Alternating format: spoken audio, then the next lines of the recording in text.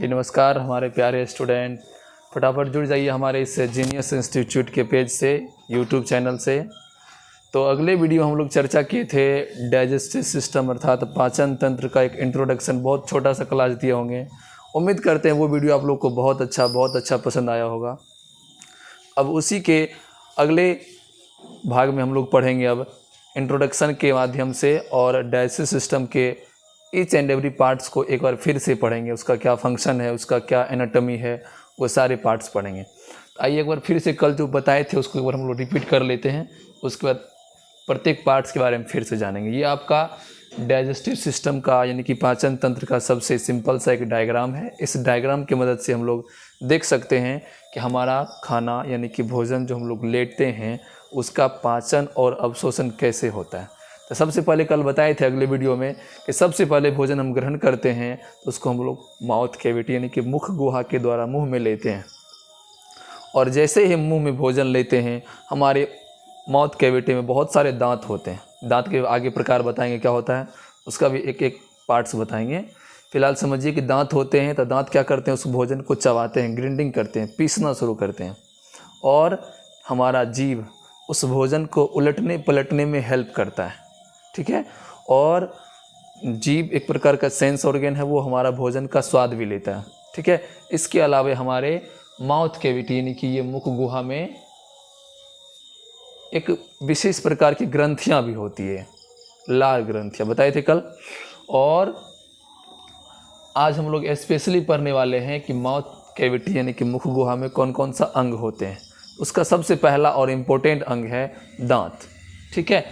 और दांत के बारे में पढ़ेंगे। फिलहाल इतना समझिए, पहले भोजन का क्या हुआ, दांत के द्वारा चबाया गया। उसके बाद भोजन एक नली के द्वारा मुख गुहा से एक बैग के जैसा स्ट्रक्चर में आता है। इस स्ट्रक्चर का नाम है स्टमक, जिसको हम लोग हिंदी में कहते हैं अमाशय। स्टमक अमाशय में आता है। अमाशय के बाद भोजन छोटी आंत में आता है। ये बहुत सारा मतलब उलझा हुआ स्ट्रक्चर होता है छोटी आंत। इसका लंबाई लगभग 6 से 8 मीटर होता है। आगे और भी विशेष बताएंगे छोटी आंत क्या है। प्रत्येक पार्ट्स का हम लोग विस्तार से पढ़ेंगे। इसके बाद भोजन यहाँ बड़ी आंत में प्रवेश करता है। बड़ी आंत की लंबाई ये हो गया आपको बड़ी आंत, ये लगभग 1.5 मीटर या 2 मीटर का भी होता है। और इसके बाद भोजन हमारा एक बैग लाइक स्ट्रक्चर रेक्टम में जमा होता है, और एक यहाँ से छोटा सा होल होता है जिसको हम लोग कहते हैं एनस या मल द्वार या गुदा द्वार। उसके द्वारा भोजन जो अवशिष्ट पदार्थ है, हमारे बॉडी के लिए विषैले पदार्थ हैं, अनुपयोगी पदार्थ हैं, अनावश्यक पदार्थ हैं, वो एनस के द्वारा हमारे बॉडी से पास आउट हो जाते हैं, बाहर निकल जाते हैं, ठीक है। आज का हमारा सबसे पहला टॉपिक है माउथ कैविटी। माउथ कैविटी में जितने भी ऑर्गन्स हैं उसका क्या एनाटॉमी है, क्या उसका फंक्शन फिजियोलॉजी है, वो पढ़ते हैं। आइए हम लोग सबसे पहले देखते हैं माउथ कैविटी। माउथ कैविटी का सबसे पहला ऑर्गन हो गया आपका ये माउथ कैविटी हो गया, ठीक है। माउथ कैविटी का सबसे पहला ऑर्गन हो गया आपका दांत, और इसके अंदर जीभ भी होते हैं। और पहले हम लोग थोड़ा सा दांत के बारे में पढ़ लेते हैं। दांत का काम है भोजन को पीसना, काटना, चबाना। और दांत को उनके फंक्शन के आधार पर या उनके स्ट्रक्चर यानी कि रचना के आधार पर 4 भागों में बांटा गया है। कितने भागों में? 4 भागों में। सबसे पहला भाग है केनाइन। सबसे पहला भाग हो गया आपका केनाइन, जिसको हम लोग केनाइन कहते हैं। उसके बाद ये आपका 4 दांत हो गया केनाइन, 1 2 3 4 दांत हमारे मुख्य रूप से जबड़े में लगे होते हैं। 2 जबड़ा होता है, एक ऊपर की जबड़ा और एक नीचे की जबड़ा, ठीक है। 2 जबड़े होते हैं और दोनों में क्या लगा रहता है? दांत लगा रहता है। और इन्हीं जबड़ों पर दांत इस प्रकार से सजे होते हैं, ठीक है। दांत इस प्रकार से सजे होते हैं। दांत को कार्य और संरचना के आधार पर 4 भागों में बांटा गया, जिसका पहला प्रकार क्या है? केनाइन। इसका टोटल संख्या 8 होता है। केनाइन की टोटल संख्या 8। देख ली ध्यान से उसका स्ट्रक्चर। ये 1 2 3 4 दांत ऊपरी जबड़े पे होते हैं और यहाँ देखिए 1 2 3 4, ये 4 दांत हो गए आपके निचले जबड़े पर। इसको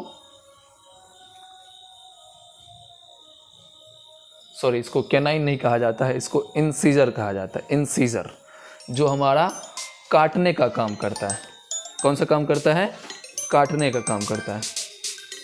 ठीक है, ये कैनाइन आपका है, माफ़ी चाहूँगा, ये आपका इंसीजर है। ये 4 दांत क्या है? इंसीजर। ये क्या करता है? भोजन को काटने का काम करता है। ठीक है, और इसके अलावा 2 दांत नुकीले होते हैं इसके पास। ये 4 दांत ऊपर और 4 दांत, ठीक है, ऊपर नीचे दोनों साइड होता है। और इस दोनों इंसीजर के दोनों साइड, यहाँ भी और यहाँ भी 2 कैनाइन ऊपर और 2 कैनाइन नीचे, ये नुकीले दांत होते हैं। ठीक है, ये आपको इंसीजर के दोनों साइड रहता है एक एक। तो 2 हो गया ऊपर और 2 हो गया नीचे, तो टोटल कितना दांत हो गया? 4। कैनाइन की संख्या कितने हो गए? 4। ये इस दांत का क्या काम है? ये नुकीले होते हैं और ये भोजन को चीरने फाड़ने का काम करता है। ठीक है, और इसीलिए आप लोग मांसाहारी जीव जो मतलब केवल मांस ही खाते हैं, जैसे कुत्ता हो गया, शेर, बाघ, ये सब हो गया, इन सभी जानवरों के ये दांत बहुत ज़्यादा नुकीले होते हैं ताकि वो अपना शिकार को आसानी से चीर फाड़ सके।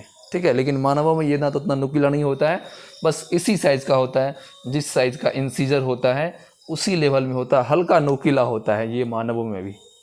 ठीक है, उसके बाद आता है प्रीमोलर। ये 2 दांत इधर के और इधर के 2 दांत जो हल्का चौला होते हैं, मतलब उसका सरफेस थोड़ा चौला भाग होता है। और ये हो गया आपका प्रीमोलर।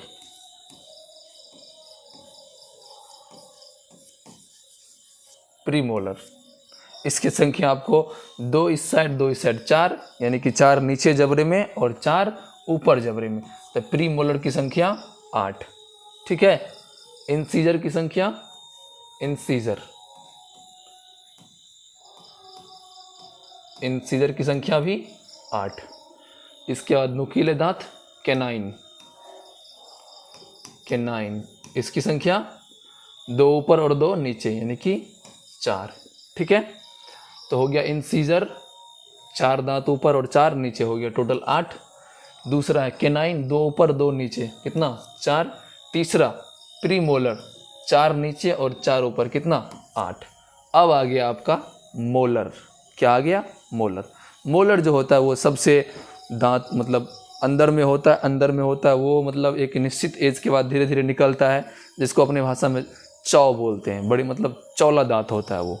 ठीक है, तो उसकी संख्या देखिए कितना होता है, टोटल कितना हो गया? 8 4 12, 12 8 20 हो गया। अब देखिए ध्यान से, 3 दांत मोलर इधर और 3 मोलर इधर, कितना हो गया? 6 नीचे और 6 ऊपर, यानी कि मोलर की संख्या, मोलर टीथ की संख्या 6 6 12। अब देखिए टोटल ऐड करते हैं, कितना होता है? 8 4 12, 12 8 20, 20 12 32, यानी कि टोटल दांत की संख्या एक एडल्ट ह्यूमन में, एक वयस्क व्यक्ति में, एक जवान व्यक्ति में टोटल दांत की संख्या कितना होता है? 30 होता है। यानी कि ये पूर्ण रूप से परिपक्व हो जाने के बाद एक वयस्क मनुष्य में कुल दांतों की संख्या कितनी होती है? 32 होती है। ठीक है, लेकिन जब बच्चा पैदा होता है, पहली बार जो उसका दांत आता है वो बहुत नाजुक होता है और वो दांत अस्थायी होते हैं, मतलब वो परमानेंट नहीं होता है, वो कुछ दिनों के लिए होता है। और देखते हैं कि जो भी पहली बार दांत आता है उसको हम लोग कहते हैं मिल्क टीथ, मतलब दूध के दांत कहते हैं उसको, मिल्क टीथ, दूध के दांत। यानी कि ये अस्थायी दांत होते हैं, परमानेंट नहीं होते हैं। अर्थात ये 6 या 7 साल के बाद ये दांत गिरना शुरू हो जाता है, मतलब टूटना शुरू हो जाता है, और फिर से एक नया दांत आता है, वो होता है परमानेंट टीथ, वो अस्थायी होता है, वो कभी टूटता नहीं है। अर्थात वो जीवन भर रहता है, लाइफ टाइम तक रहता है। उसको हम लोग बोलेंगे परमानेंट टीथ। क्या बोलेंगे? Permanent teeth. तो दांत की अवस्था के आधार पर या उनके अकर्स आवास अकरेंस के आधार पर दांत दो प्रकार के, परमानेंट और टेम्पोररी। टेम्पोररी होता है वो आपको, टेम्पोररी टीथ को हम लोग मिल्क टीथ भी कह सकते हैं, टेम्पोररी टीथ को मिल्क टीथ भी कह सकते हैं। इसकी संख्या मात्र 20 होता है, मिल्क टीथ की संख्या मात्र 20, और जो परमानेंट टीथ है मतलब अस्थाई दांत है, इसकी संख्या भी आप लोगों को काउंटिंग करवाए कितना होता है, 32 होता है, यानी कि 32 होते हैं। तो मनुष्य में दांतों की कुल संख्या, एक वयस्क मनुष्य, बच्चों में नहीं, एक वयस्क मनुष्य में दांतों की कुल संख्या कितना होता है, 32 होता है, ठीक है। और जो मिल्क टीथ होता है उसकी संख्या 20 होता है। ये आपको टेम्पोररी टीथ है, मिल्क टीथ को क्या बोल सकते हैं, टेम्पोररी टीथ, ठीक है। इसकी संख्या 20 और परमानेंट टीथ की संख्या 32। दांत कितने प्रकार के, 4 प्रकार के, अभी जस्ट आप लोग को बताएं। पहला हो गया इंसीजर, दूसरा जो नुकीला होता है केनाइन, तीसरा होता है प्रीमोलर और चौथा होता है मोलर। इंसीजर की संख्या 8, केनाइन की संख्या 4, मोलर की संख्या 12, प्रीमोलर की संख्या 8, और ये टोटल काउंटिंग किए तो कितना हो गया, 32 हो गया। ये था आपके दांत, ठीक है। दांत का क्या काम है, सबका अलग अलग काम है, जस्ट बताई थी अभी आपको। जो इंसीजर टीथ है ये आपको भोजन को काटने का काम करता है। जैसे हम लोग, जैसे रोटी दिए या कोई फल दिए, उसको क्या करता है, ये काटता है, ठीक है। और ये दांत हो गया आपको किसी चीरने फाड़ने का। आगे छठ का त्यौहार आ रहा है, आप सभी गन्ना खाएंगे, और गन्ना को चीरने में कौन सा दांत हेल्प करता है, यही आपको हो गया कैनाइन दांत, यानी कि किसी भी पदार्थ को चीरने फाड़ने में यही दांत काम करता है। और मोलर और प्रीमोलर ये भोजन को ग्राइंडिंग करता है, मतलब भोजन को चबाता है, पीसता है, ठीक है। यहाँ तक समझ में आया। तो टीथ से आपको यदि कोई क्वेश्चन आएगा तो कोई डाउट नहीं रहा, उम्मीद करते हैं आपको कोई डाउट टीथ से नहीं रहेगा। यदि कोई और भी डाउट है तो आप लोग कमेंट सेक्शन में जाकर कमेंट कर सकते हैं, ठीक है। अब आगे बढ़ते हैं, टीथ पूरा क्लियर हो गया। अब बताते हैं, ये भी उसी का पार्ट्स है। इसमें आपको बताया गया है कि इसमें टीथ के अलावा 2 लिप्स भी होते हैं, अपर लिप्स और लोअर लिप्स, मतलब 2 ओठ होते हैं, ऊपरी ओठ और निचली ओठ, ठीक है। हो गया ये सब। अब सबसे इम्पोर्टेंट रचना आता है आपका टंग। अब देखिए टंग क्या होता है। टंग एक प्रकार का फ्लैशी या कह सकते हैं मस्कुलर ऑर्गन है, मसल्स मांसपेशियों से बना होता है। इसमें कोई बोन नहीं रहता या कार्टिलेज नहीं रहता, मतलब ये बिल्कुल फ्लैशी स्ट्रक्चर है। और ये पीछे से हमारा लैरिंग्स से जुड़ा होता है, पीछे के प्लेट से जुड़ा होता है, और आगे के भाग इसका बिल्कुल स्वतंत्र होता है, जिसके कारण हम लोग बोल पाते हैं, उच्चारण कर पाते हैं। आप लोग जीभ को पकड़ कर आवाज़ निकल सकता है, आवाज़ निकलेगा, लगेगा गूंगा कोई बोल रहा है, ठीक है। तो आवाज़ को जो एक वाइब्रेशन देता है, एक वेव देता है, एक मतलब एक सुंदर साउंड बनाता है, उसमें इम्पोर्टेंट रोल किसका होता है, जीभ का होता है। यानी कि हमको बोलने में भी कौन मदद करता है, जीभ मदद करता है। इसके अलावा आप सब जानते हैं, कल भी बताए थे कि जीभ एक प्रकार का स्पेशल सेंस ऑर्गन है, मतलब संवेदी अंग है। ये हमारे, जिसको हम कह सकते हैं ज्ञान इंद्रियां, जिसके सहायता से हमें ज्ञान होता है किसी भी पदार्थ के स्वाद का। वो पदार्थ मीठा है, खट्टा है, नमकीन है, या और भी कोई टेस्ट है, तो उसका ज्ञान कौन कराता है, टेस्ट मतलब टंग कराता है, ठीक है। अब कहिएगा ये टंग में ऐसा क्या होता है जो हमें ये स्वाद का ज्ञान कराता है। तो इसके अंदर बहुत सारे ये दाने दाने टाइप्स के होते हैं, इसको बोलते हैं पेप्लिया, पेप्लिया बोलते हैं, ठीक है। और इसी के अंदर होता है, उसके अंदर भी बहुत सारे स्ट्रक्चर होते हैं, उसको हम लोग कहते हैं टेस्ट बड्स। क्या कहते हैं, टेस्ट बड्स कहते हैं उसको टेस्ट बड्स कहते हैं, मतलब स्वाद कलियां कहते हैं इसको।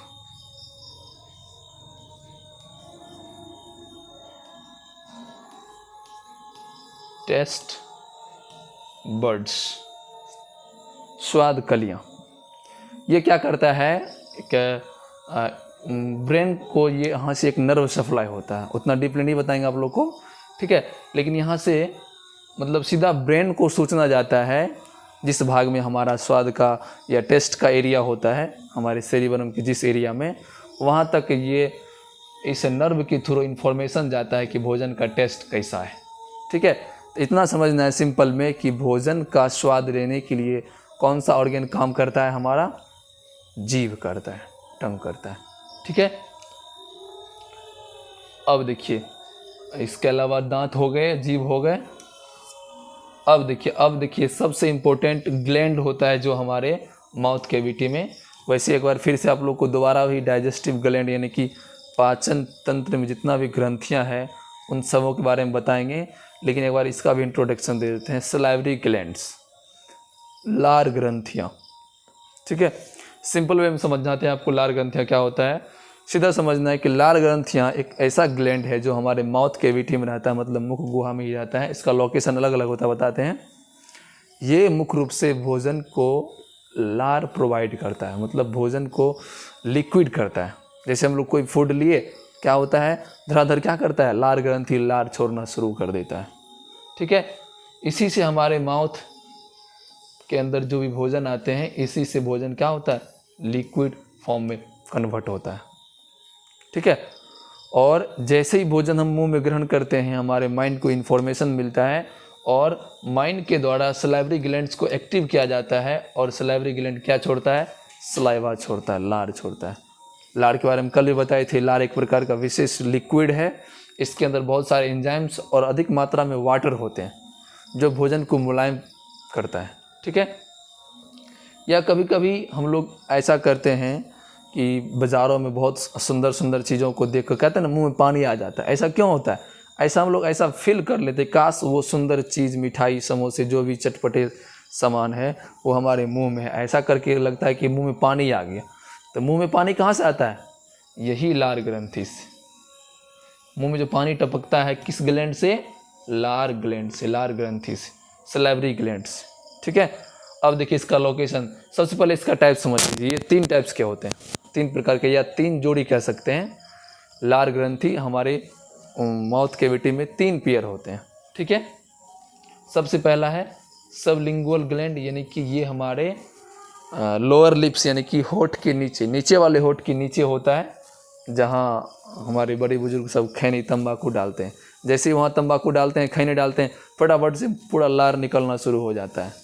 ठीक है, और इसके अलावा एक लैरिंग्स के एरिया में, ये एरिया मतलब जहाँ हमारा, इस एरिया में जहाँ हमारा टॉन्सिल रहता है, इस एरिया में रहता है सबमैंडिबुलर ग्लैंड्स। सब जोड़ा में होता है। इसकी संख्या 2, सबमैंडिबुलर ग्लैंड्स की संख्या 2, और एक इस एरिया में रहता है, आप लोग डायग्राम से देख सकते हैं आसानी से, इस एरिया में रहता है, इसका नाम है पैरोटिड ग्लैंड, इसकी भी संख्या 2। यानी कि सभी सलाइवरी ग्लैंड्स पेयर में होते हैं, जोड़ा में होता है। ठीक है, तो पहला हो गया पैरोटिड ग्लैंड्स, दूसरा सबलिंगुअल ग्लैंड्स, तीसरा सबमैंडिबुलर ग्लैंड्स। ये तीनों ग्लैंड्स पेयर में होते हैं, ये तीनों सलाइवरी ग्लैंड्स है। और इस तीनों ग्लैंड का क्या काम है, सलाइवा सिक्रेट करना, यानी कि लार छोड़ना। ठीक है, यहाँ तक समझ में आया। अब इसका एक सबसे इम्पोर्टेंट ऑर्गन है, लार ग्रंथि हो गया। अब दूसरा ऑर्गन है आपका लैरिंग्स। लैरिंग्स समझिए क्या होता है। लैरिंग्स भी एक प्रकार का, ये कह सकते हैं कि हमारे जो माउथ कैविटी, वो सबसे, उसका सबसे इंटरनल पार्ट्स, माउथ कैविटी का सबसे अंदर जो दिखता है वो पार्ट्स आपका ये हो गया लैरिंग्स, जहाँ से हमारी आवाज़ें निकलती है, वॉइस निकलती है। इस एरिया को हम लोग कहते हैं लैरिंग्स। ठीक है, ये एरिया हमारा लैरिंग्स है, यहीं से हमारा वॉइस निकलता है। इसी कारण देखते हैं ना, यदि इस एरिया में जोर से दबाते हैं तो हमारा आवाज़ ही गुम हो जाता है, आवाज़ ही नहीं निकलता। इसका मतलब लैरिंग्स को हम लोग वॉइस बॉक्स भी कहते हैं। क्या कहते हैं, वॉइस बॉक्स, स्वर तंत्र। आवाज़ जो होता है वो लैरिंग्स से ही निकलता है। ठीक है, अब आप लोग को दिखाते हैं लैरिंग्स का इंटरनल स्ट्रक्चर। ये हो गया आपके लैरिंग्स का इंटरनल स्ट्रक्चर। यहाँ से 2 होल निकलते हैं, आगे अभी नेक्स्ट फिगर में दिखाते हैं आप लोग को। यहाँ से 2 होल निकलता है। एक होल होता है हमारे पाचन तंत्र में, अमाशय में जाने वाले भोजन का, और दूसरा लेयर होता है या दूसरा छेद होता है हमारे श्वसन तंत्र यानी कि फेफड़ा में जाने का, एयर जाने का। ठीक है, यहाँ देखिए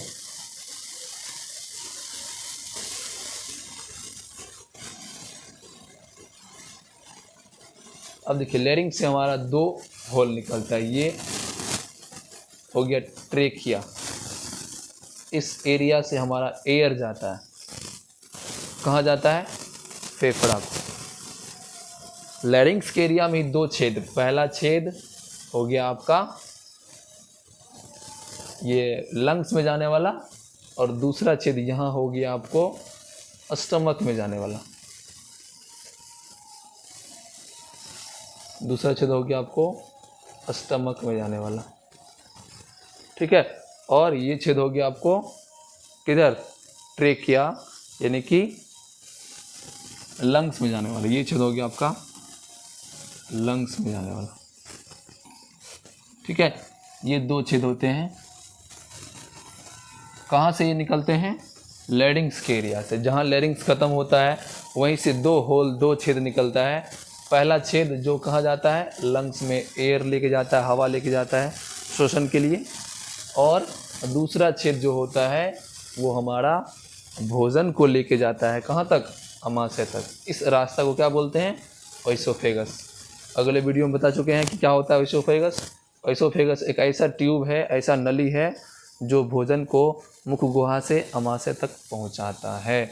और दूसरा यहीं से एक छेद निकलता है, इसको हम लोग कह सकते हैं ट्रेकिया, देखिए यहाँ लिखा हुआ है ट्रेकिया। और ये एरिया, ये जो होल होता है, ये छेद होता है, ये कहाँ तक पहुंचता है, लंग्स तक पहुंचता है, एयर पासेज के लिए, हवा पहुंचाने के लिए, ठीक है। अब देखिए ये एरिया हो गया आपका ओइसोफेगस यानी कि ग्रास नली। क्या हो गया, ग्रास नली।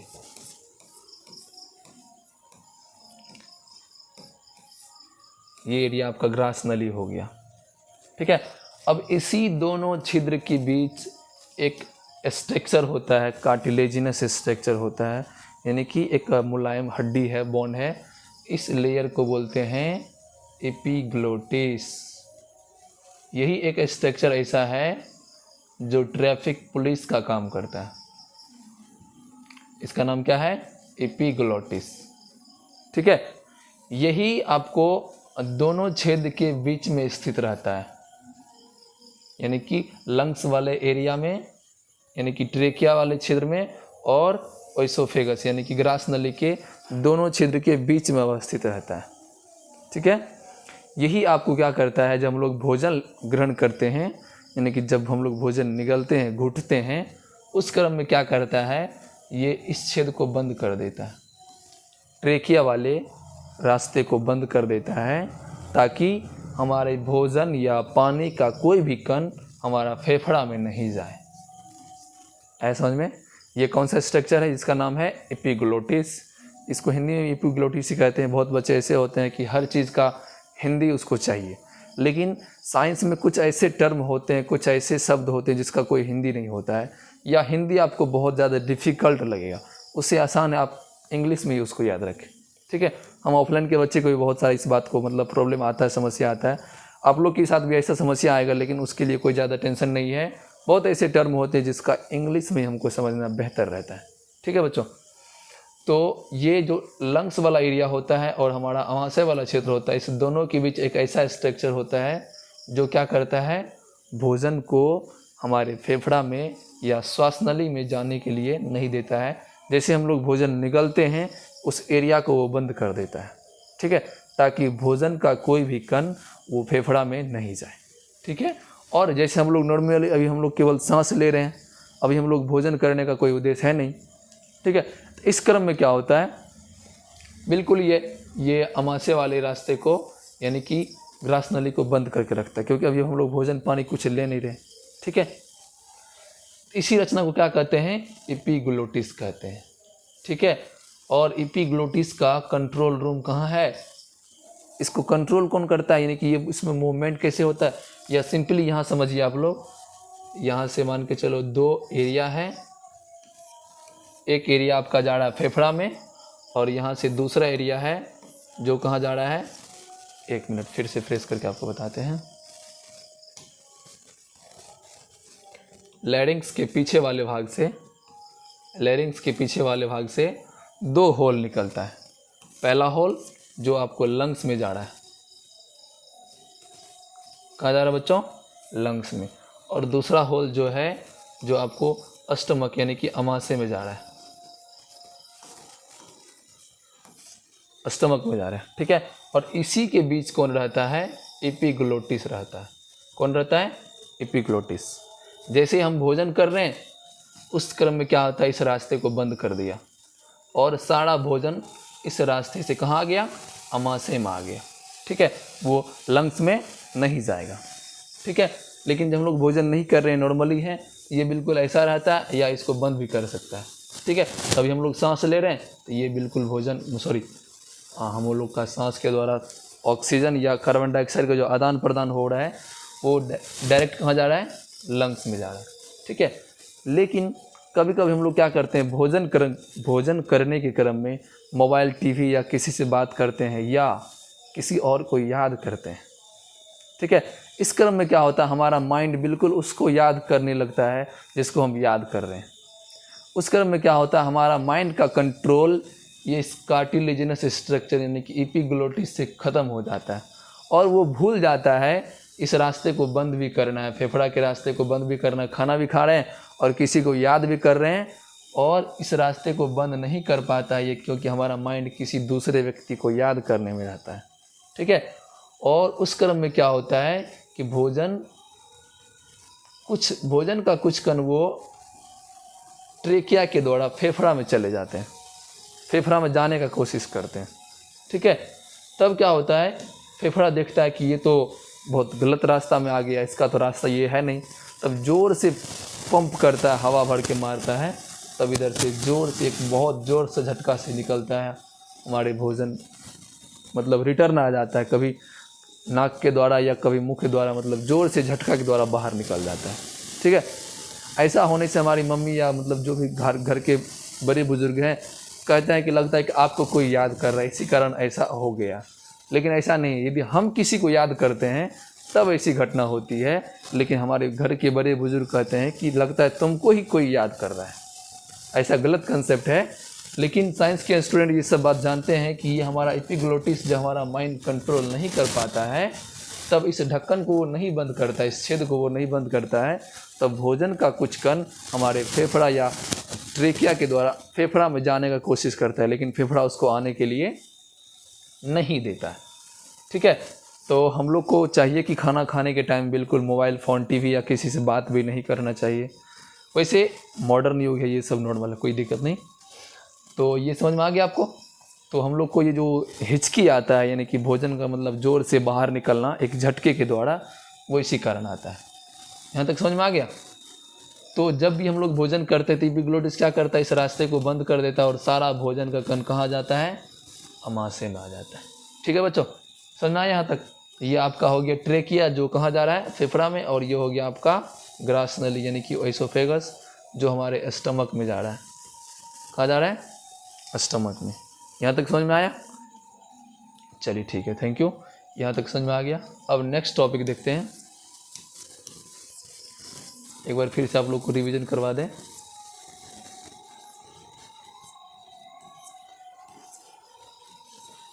ये हो गया आपका पाचन तंत्र का पूरा डायग्राम। ये बहुत इम्पोर्टेंट है 10th के स्टूडेंट के लिए, मतलब कई बार बोर्ड एग्जाम में पूछा गया है कि पाचन तंत्र का जो स्ट्रक्चर है वो संरचना सहित बनाए, ठीक है। इसके अलावा माउथ कैविटी में कौन कौन सा अंग होते हैं, दांत होते हैं। दांत कितने प्रकार के होते हैं बता दिए, दांत कुल कितने होते हैं, 32 दांत होते हैं। दूध के दांत कितने होते हैं, 20 दूध के दांत होते हैं। दूध के दांत को हम लोग अस्थायी दांत भी कहते हैं, जो 6 या 7 साल की उम्र में गिर जाते हैं, टूट जाते हैं और फिर से एक नया दांत आते हैं, जिसको कहते हैं अस्थायी दांत या परमानेंट टीथ, ठीक है, ये बता दिए। और ये हो गया आपका टेस्ट लेने वाला ऑर्गन, टेस्ट टंग हो गया। इसके अलावा ये हो गया आपका लार ग्रंथि जो स्लाइवा सिक्रेट करता है, और ये हो गया आपका लैरिंक्स जहाँ से हमारा वॉइस निकलता है, और यहाँ से 2 होल निकलते हैं, एक जाते हैं ट्रेकिया में, दूसरा जाते हैं ओएसोफेगस में। ओएसोफेगस के द्वारा भोजन पहुँचाता है अमाशय में, और ट्रेकिया के द्वारा हवा जाता है फेफड़ा में, ठीक है। तो उम्मीद करते हैं यहाँ तक आप लोग को समझ में आया होगा। इससे आगे नेक्स्ट टॉपिक जो होता है वो भोजन का पाचन होता है, अमाशय में होता है। तो मिलते हैं नेक्स्ट वीडियो में, आप लोग को बताएंगे कि स्टमक में भोजन का पाचन कैसे होता है 3D एनिमेशन के द्वारा आप लोगों को दिखाएंगे। मिलते हैं नेक्स्ट वीडियो में, तब तक के लिए धन्यवाद। जय हिंद।